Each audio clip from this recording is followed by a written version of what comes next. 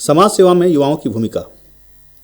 स्वामी विवेकानंद ने कहा है, सभी सामाजिक और राजनीतिक व्यवस्थाएं मनुष्यों की सच्चरित्रता पर ही टिकती हैं। कोई राष्ट्र इसलिए महान और अच्छा नहीं होता कि उसकी संसद ने यह या वह कानून पास कर दिया है, बल्कि इसलिए होता है कि उसके निवासी महान तथा सच्चरित्र होते हैं। युवा भाइयों, हमें यह समझना चाहिए कि व्यक्तियों से ही समाज बनता है। यदि हमारा व्यक्तिगत चरित्र अच्छा होगा तो समाज अच्छा होगा, और समाज की अच्छाइयों पर ही राष्ट्र की महानता टिकती है।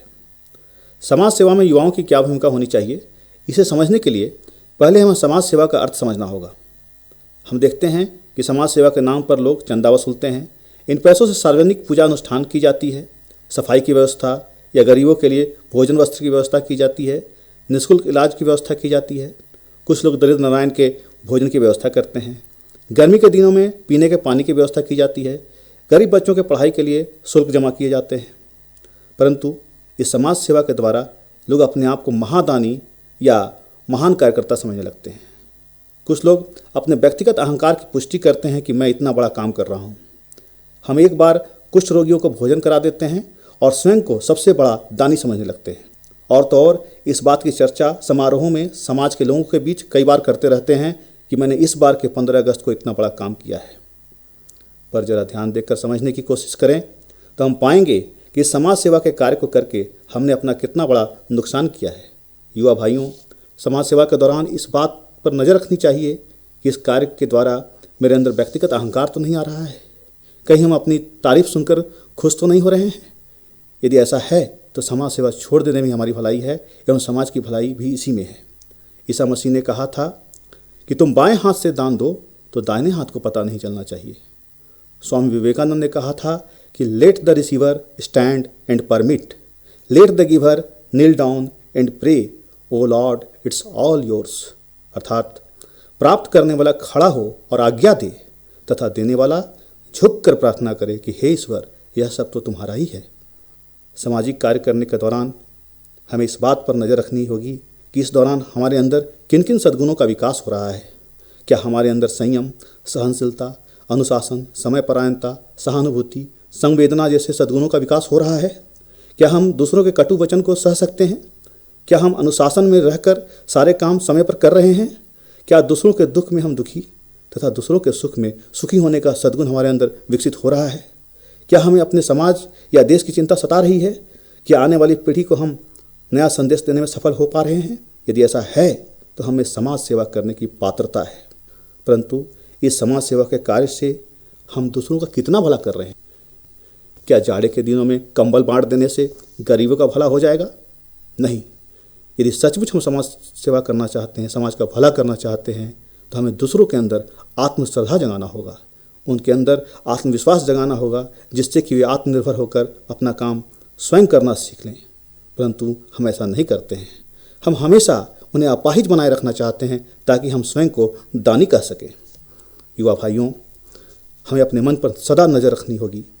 हमें अपने अंदर सद्गुणों का इस प्रकार विकास करना होगा कि जो भी हमारे संपर्क में आए, हमारे साथ समाज सेवा में लगे, उसके अंदर भी ईमानदारी, सच्चाई, देश सेवा, देश प्रेम, सेवा परायणता, संवेदना जैसे गुण प्रेरित हो जाएं। समाज सेवा में लगा हर व्यक्ति सद्गुणों से भर जाए। यदि हम किसी एक व्यक्ति के अंदर भी श्रद्धाभाव जगाने में सफल हो जाएं, तो सही मायने में हमने समाज की सेवा की है। इस श्रद्धा भाव को जगाने से क्या होगा?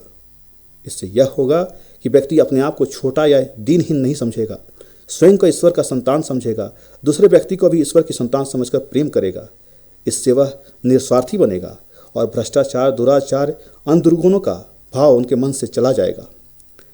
एक स्वस्थ समाज का निर्माण होगा। देश का प्रत्येक काम सही समय पर होगा, देश महान होगा। इसलिए सबसे पहले समाज सेवा के माध्यम से व्यक्तिगत चरित्र के गुणों का विकास करना होगा। इससे दूसरे लोग भी प्रेरित होकर अपने अंदर श्रद्धा भाव जगाएंगे एवं देश के जिम्मेदार नागरिक बनेंगे। कमजोरी का इलाज कमजोरी का विचार करना नहीं, बल्कि शक्ति का विचार करना है। लोगों को उनकी शक्ति की शिक्षा देनी होगी जो उनमें पहले से है। अपने आप में विश्वास रखने का आदर्श ही हमारा सबसे बड़ा सहायक है। सभी क्षेत्रों में यदि अपने आप में विश्वास करना हमें सिखाया जाता और उसका अभ्यास कराया जाता, तो यह तय है कि हमारी बुराइयों तथा दुखों का बहुत बड़ा भाग आज तक मिट गया होता।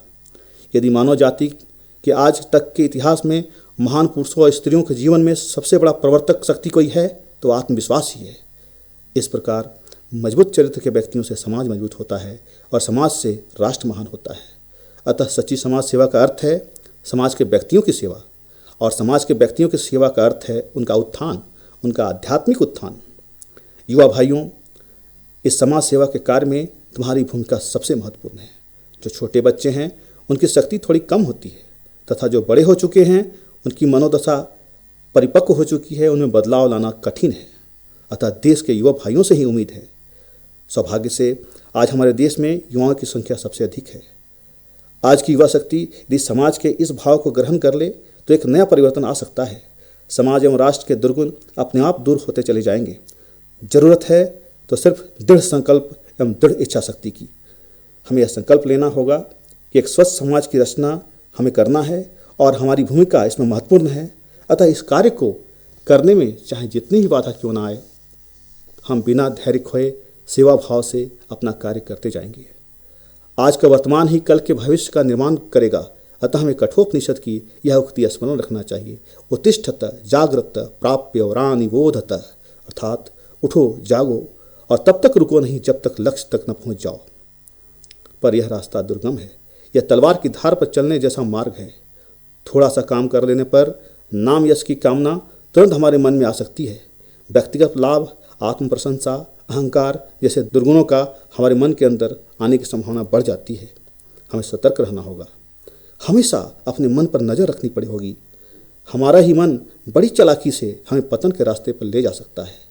प्रलोभनों का ढेर हमारे सामने उपस्थित हो सकता है। हम प्रायः समाचार पत्रों में देखते हैं कि एक वृक्ष का पौधा लगाया जाता है और 10-10 लोग अपना फोटो खिंचवाने के लिए आतुर रहते हैं कि अखबार में उनकी तस्वीर छप जाए। लोग यह जान जाएं कि मैं एक समाज सेवक हूं और इसका राजनीतिक लाभ हमें मिले। इस भाव से तो देश या समाज का भला कभी नहीं हो सकता है। हमें सावधान रहना होगा। अतः युवा भाइयों, आइए हम यह संकल्प लें कि हम स्वयं चरित्रवान बनेंगे और दूसरों को चरित्रवान बनाने में सहायता प्रदान करेंगे। हम सच्चे समाज सेवी बनेंगे। इस समाज सेवा का भाव हमारे देश में कुछ वर्षों से लुप्त हो गया था। हम व्यक्तिगत स्वार्थ में डूबे हुए थे। यही कारण है कि हमारा देश सैकड़ों वर्षों तक गुलाम रहा। विदेशी हम पर आक्रमण करते रहे, हमें लूटते रहे और हम अपना व्यक्तिगत स्वार्थ देखते रहे। समाज के बारे में हमने नहीं सोचा। हम प्रत्येक व्यक्ति को ईश्वर का संतान समझना भूल गए। अपने स्वार्थ के लिए दूसरों को सताने का काम किया हमने। पर अब हमें इतिहास से सबक लेकर वर्तमान में समाज सेवा के इस पवित्र भाव को फैलाना होगा, जिससे कि हमारा भविष्य उज्जवल हो। हमें मन, वचन और कर्म से एक होना होगा।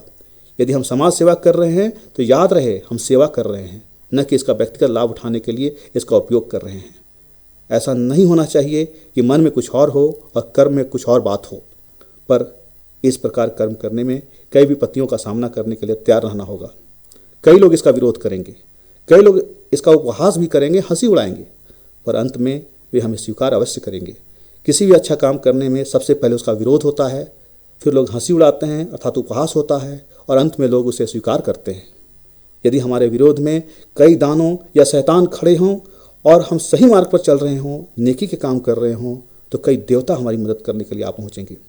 युवा भाइयों, समाज सेवा का सही अर्थ एवं इसमें हमारी भूमिका को समझकर आज से ही हमें एक नए भारत के निर्माण में लग जाना चाहिए। तभी हम देश के नागरिक कहलाने के हकदार हैं।